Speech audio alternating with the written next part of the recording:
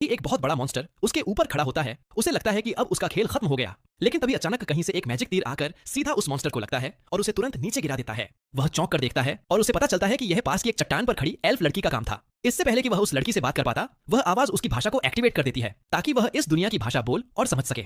जब हीरो उसे बचाने के लिए शुक्रिया कहता है तो वह लड़की अपना नाम एमिलिया बताती है। हीरो उसके कानों को देखता है और उसे लगता है कि वह एकदम एल्फ जैसी दिख रही है, इसलिए वह उससे कहता है कि उसे उसका कॉस्प्ले बहुत पसंद आया। एमिलिया को कुछ समझ नहीं आता कि वह किस बारे में बात कर रहा है। फिर वह उससे पूछती है कि वह यहाँ मेज ईटर्स ग्रासलैंड में क्या कर रहा था। हीरो उसे बताता है कि वह बस अचानक से यहाँ आ गया। यह सुनकर वह एकदम हैरान रह जाती है। तभी वह आवाज एमिलिया का पूरा अप्रेजल करती है और हमारा हीरो यह जानकर चौंक जाता है कि वह सच में एक असली एल्फ है। वह उसके स्टैट को थोड़ा और चेक करता है और उसे यह जानकर और भी बड़ा झटका लगता है कि उसकी उम्र असल में 56 साल है। एमिलिया उसे समझाती है कि यह मेज ईटर्स ग्रासलैंड असल में एक मॉन्स्टर है जो खुद को एक खुले मैदान के रूप में छुपा कर रखता है। यह सीधा अटैक नहीं करता, बल्कि बस इस बात का इंतजार करता है कि इसका शिकार रास्ता भटक कर और घूम घूम कर पूरी तरह थक जाए और फिर यह उसे खा लेता है। यह सुनकर हीरो को एहसास होता है कि वह भी बस खाए जाने ही वाला था। फिर एमिलिया हीरो को गले लगा लेती है और कहती है कि एक छोटे लड़के के हिसाब से उसने बहुत बहादुरी दिखाई। वह ऐसा इसलिए करती है क्योंकि उसे लगता है कि वह करीब 10 साल का है, लेकिन जब वह उसे बताता है कि वह 16 साल का है तो वह तुरंत उसे छोड़ देती है और कहती है कि उसे नहीं पता था कि इस उम्र का कोई इंसान इतने छोटे शरीर में भी हो सकता है। इसके कुछ ही देर बाद रात हो जाती है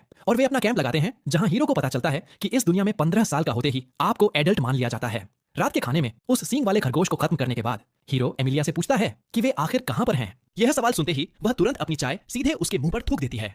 फिर वह माफी मांगते हुए उसका मुंह साफ करती है और उसे बताती है कि वे हेब्रिया के साम्राज्य में हैं। हीरो उसे कहता है कि उसे यह सब नहीं पता क्योंकि वह बहुत दूर जापान से आया है, लेकिन एमिलिया ने उसका नाम कभी नहीं सुना था, जिससे हीरो को पूरा यकीन हो जाता है कि वह सच में किसी दूसरी दुनिया में है। एमिलिया को लगता है कि घर से इतनी दूर होने की वजह से वह अकेला महसूस कर रहा होगा, इसलिए वह उससे कहती है कि वह कल उसे शहर ले जाएगी और हमारा हीरो इस बात के लिए उसका बहुत शुक्रगुजार होता है। जब हीरो सो रहा होता है तब एमिलिया उसे देखती है और इस नतीजे पर पहुंचती है कि आत्मा इसी कीमती चीज के बारे में बात कर रही थी और इसके थोड़ी देर बाद वह भी सो जाती है। हीरो को अपनी पिछली जिंदगी के सपने आने लगते हैं और उसे अपने 3 सबसे पक्के दोस्तों अमेन, कायोयुक्को और टिकी के साथ बिताई गई एक अच्छी याद आती है, जहां अमेन काम करता था। ये तीनों उसके लिए बहुत मायने रखते थे, भले ही वे कभी भी यह मजाक उड़ाने का मौका नहीं छोड़ते थे कि एक 16 साल के लड़के के हिसाब से उसकी हाइट बहुत कम है। उसके बाद उसका सपना बदल जाता है और वह देखने लगता है कि वह इस दुनिया में कैसे पहुंचा।